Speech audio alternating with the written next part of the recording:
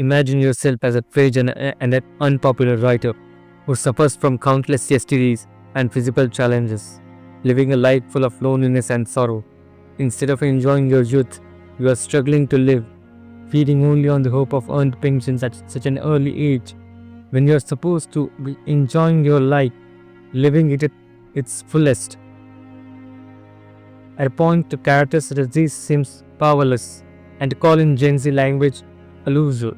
But unbeknownst to the critics of this loser, they were unaware that writings of this loser were going to inspire millions of young, or to be specific, to say people who do not have or socially dominant stance in the world of survival or the fittest. This loser was none other than Friedrich Nietzsche. Nietzsche popularized this concept of will to the power in early 1880s, originally theorized by Schopenhauer. But this idea too originates from science, discovered by Charles Darwin. Nietzsche owed to these two people.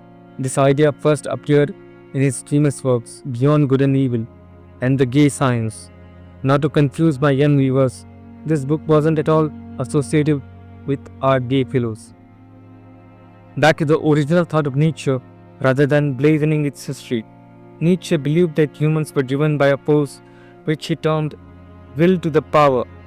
As the name suggests, it was literally will to be powerful, not to be confused with the wish to be powerful. Daydreaming about being powerful and making determined actions to be powerful are two different things. Do not confuse Nietzsche's will to the power with 24/7 grind, escaping matrix, or these digital nonsense. He connected creativity with value creation. According to Nietzsche, will to the power was not just about financial success or increasing social hierarchies, but also increasing your self-worth and self-overcoming. One of the popular quotes by Friedrich Nietzsche is, "Whatever does not kill me makes me stronger." If you are alive, that is enough to strive for greatness.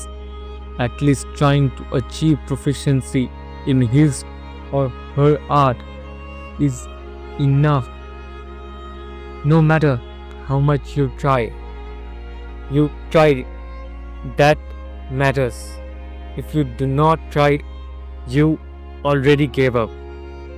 Nietzsche's will to the power is a force that drives people to stay in denial with being weak and endeavor to become stronger. Let me give you a simple example. Imagine you have been bullied by a guy. The point is not why he is bullying you. You aren't supposed to get bullied. You must have the courage to resist his domination. Will to the power is not driven by suppressing the weak, but rather than empowering yourself. There have been misuses and misinterpretations, one commonly done by Nazi propagandists and particularly his sister. Nazis wrongfully used Darwin's theory of evolution and Nietzsche's will to the power to cowardly persecute innocent lives.